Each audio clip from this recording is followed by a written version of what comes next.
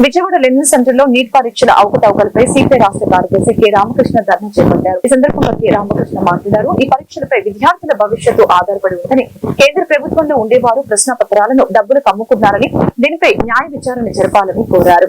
గతంలో జగన్మోహన్ రెడ్డి ముఖ్యమంత్రి అయిన వెంటనే ప్రజావేదిక కూల్చివేశారని, అప్పుడు ప్రజలు తప్పు పట్టారని, నిన్న అసెంబ్లీలో జగన్ కారును లోపలికి పంపడం హర్షించదగ్గ విషయమని తెలిపారు.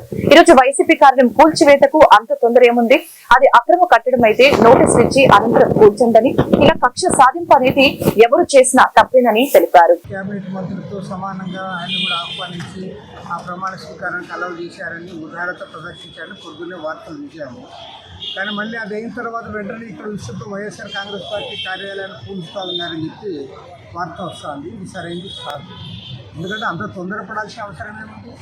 ఒకవేళ నిజంగా అది అక్రమంగా నిర్మించారని అనుకుంటాము. అదొక్కటే కాదు కదా, మరి చాలా ఉంటాయి కదా.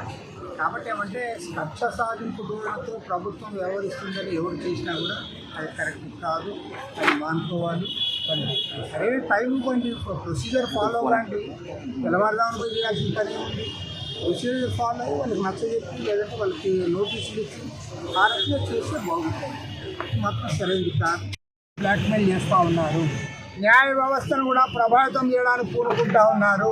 ప్రతిపక్ష పార్టీల నాయకులను బెదిరిస్తూ ఉన్నారు. కాబట్టి ఇప్పుడు ఈ విషయంలో కూడా ఇవాళ కుంటి శాఖలు మాని సమగ్రమైన న్యాయ విచారణ జరిపించాలి. దోషులను కఠినంగా శిక్షించాలి. దానికి సంబంధిత మంత్రి తక్షణమే నైతిక బాధ్యత వహిస్తూ రాజీనామా చేయాలని చెప్పి సిపిఐ తరఫున డిమాండ్ చేస్తాము.